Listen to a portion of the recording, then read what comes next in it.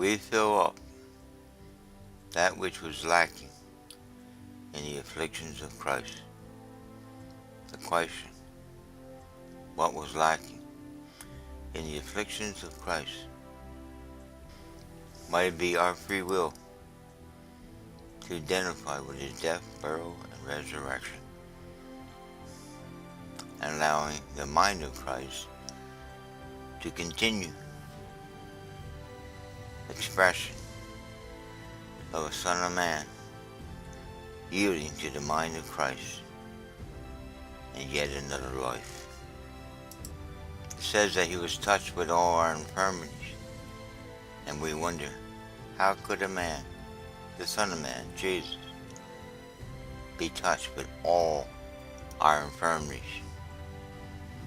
And he, having lived to around the age of 33, it was through the mind of the Son of Man that he was touched with our infirmities.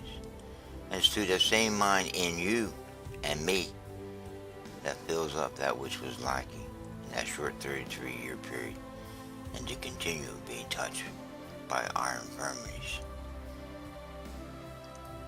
My complaint one time was, how could you, to your son, know how I feel and think when he was never married, never had a wife and kids,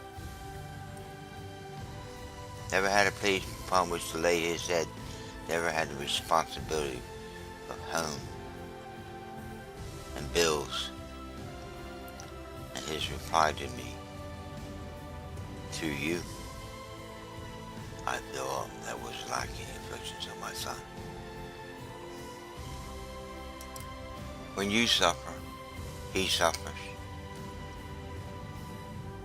And when we cast our cares upon him, he proves that he cares for us. He's been touched by your life and your experience, and he understands more than you believe. He's proven that we're not alone. Lo, I am with you always. And every experience that you experience, acknowledge me. And I'll take those cares upon me. I have overcome the world. In those moments that you don't feel understood, in those moments that you feel alone, that you're the only one, there is no temptation that's taken you, but such is common to all. And you can't, in that temptation, that trial, that test, cause you to endure with this one thought: you're not alone. So, no temptation, test, trial is taken such as common to man, but God's prepared a way of escape. You just heard the way of escape. Flee idolatry, he says. Don't worship your own self-pity, trips and trials, that you're the only one. You're not the only one. Let him that has wisdom think on what I just said. You're not alone. You're not the only one. Others going through this life's experience, all those gaining this mind of Christ have identified with the same death, the same burial, and the moment of resurrection, moment by moment, as you have. They have learned these things, but the things that they have suffered. And they have this fellowship of the suffering. And in that fellowship, they gain the mystery of it all. Christ in you, the hope of restored glory. A hope that takes you beyond your present point of view and your suffering ego. Ego is crucified, nevertheless it's going to live. The resurrection. To know him, the power of his resurrection now.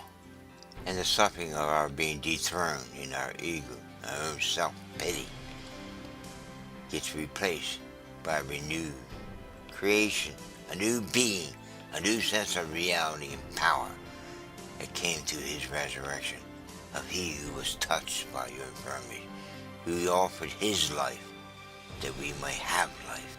Christ in you, the mind of Christ in you, that overcomes the world. So, my brethren, learn to rejoice in tribulation, knowing that these tribulations manifest perseverance in their understanding. And through that perseverance and understanding, you begin to experience, to weep with those that weep, and to rejoice with those that rejoice. Those of this fellowship, of this suffering, those of this fellowship, of this mystery, Christ in you, the hope of glory, restored to what was lost by letting go of what we think we have to gain what He's offering, a whole new creation, a whole new sense of reality and power through His resurrection. It's ours. So as the Apostle Paul had said, I beg you, brethren, by the aforementioned mercies of God, that you yield your life a living sacrifice, living in that He calls it to live, sustain you. Even though the outward man is perishing, yet the inward man is being renewed day by day. And you learn to put Him on in those moments. And it's true, the inward man, the mind of Christ in your quickened human spirit, is what will sustain all the infirmities of your body, and through going through the experience to gain this understanding, the understanding of you on a foundation.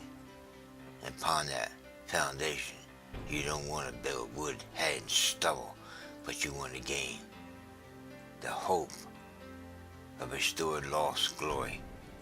You get that treasure chest and open it and gain the gold, silver, precious stones that come through those moments of trial and fire, where all the dross is burned away and the purified gold and silver and the aging of precious stones are manifested in your life, coming about by the very pressures that you endure. It's through these that you gain and that you lose this life to gain that life. God bless you.